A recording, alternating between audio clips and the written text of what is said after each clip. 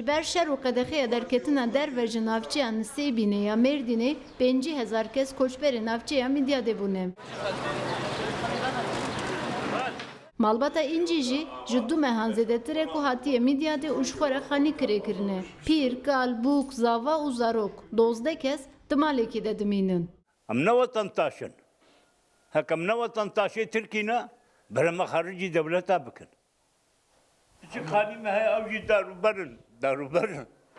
Ax serbanî axa çadir ne heserin. Gelo dana erdê gelo çikire çê nizanim.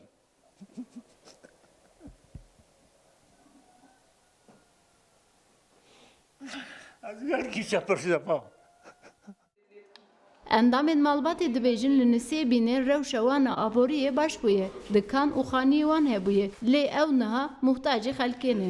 شش خانیه من سیبیلی هنا بینایتی ما بون دکانی ما بون گش قرار کرنا ولود بیشین زمانه دیت یعنی ولود بیشین اما قدرم تخازم مهر مالا خون پریشان بودا ابچلو خانی که ما عم قرار کرنا خانیه ما قرار کرنا ود بین سیبین قرار کرنا من دیتی ولود بیشین به خانیه و قرار بیو تشکیم من ما عادت بیلی تشکیم بالام دیدا.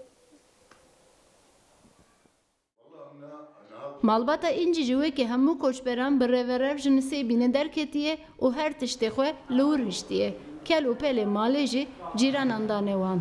اف حمول بده خلكي دانمه متشتك ناني ساجة مزاروكي خو خلاص كرن نزهاتم اشته هناك اقرباء هناك دوست يعني تشفري اشته ما ام في حالي دم معنا اما خا خود خوازن ام خاني خود خوازن يعني ده بس في سخسر ما افت ظلمي بس السرمن في ظلمي ما قبولتكن Li Nisêbînê ji çardê adarê ve heta niha şer û pevçûn heye. Derketina kûçe û kolanan jî qedexe ye. Nüfusa Nisêbînê beriya şer 120,000 bû. 50,000 kes hatine Midyadê, yên mayî jî berê xwe dane Mêrdîn û Qoserê.